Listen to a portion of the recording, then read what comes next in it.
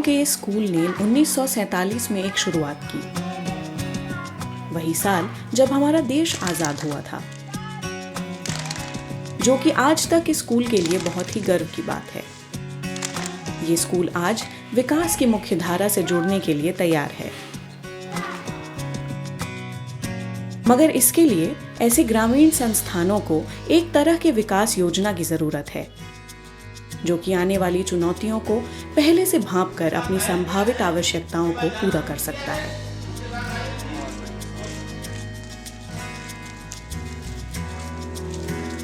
School की जरूरतों और समस्याओं को समझने के लिए स्थानीय समुदाय के सदस्यों से बनी विद्यालय प्रबंधन समिति या एसएमसी सबसे कुशल है।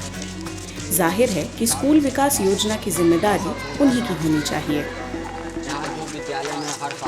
इस योजना को तैयार करने के लिए एसएमसी अपना दायरा करते हुए सबसे पहले स्कूल और कक्षाओं का सर्वेक्षण करते हैं।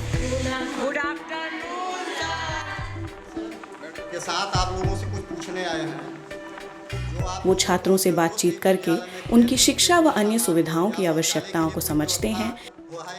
मेज कुर्सी तथा चटाई चाहिए, स्मार्ट क्लास होनी चाहिए, हैंड वॉश रहना चाहिए और अध्यापकों के साथ बैठक कर इस विषय पर चर्चा करते हैं।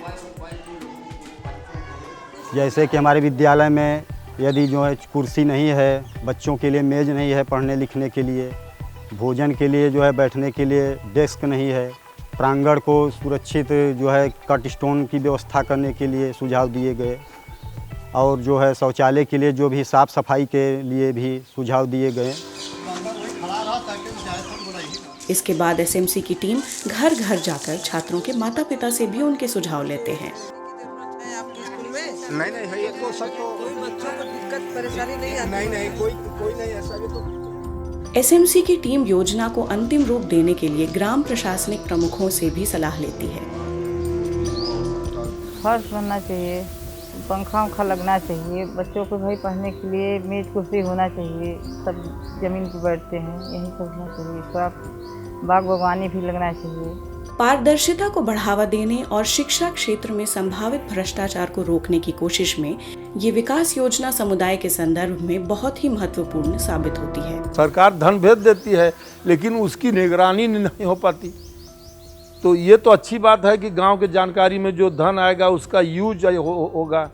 गांव की जनता जानेगी कि हमारे गांव में इतना पैसा आया तो किस मद में खर्च हुआ।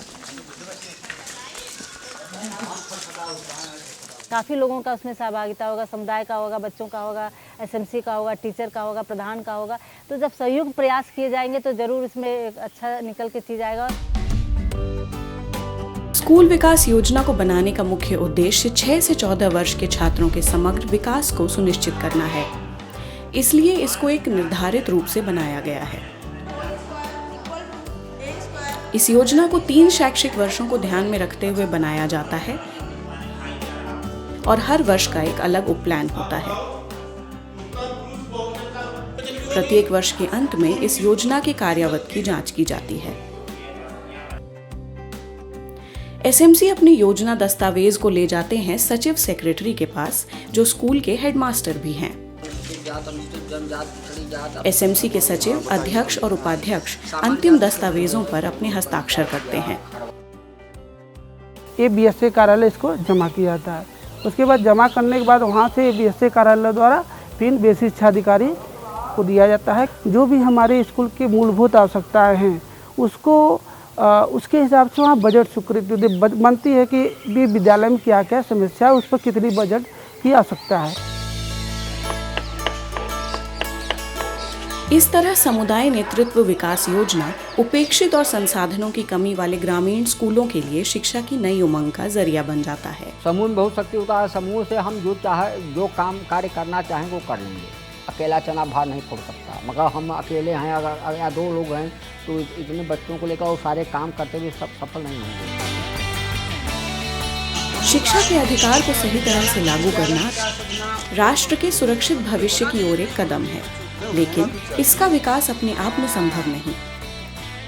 स्थानीय समुदायों को आगे बढ़कर शिक्षा के द्वारा अपने भविष्य की प्रगति को आगे ले जाना होगा।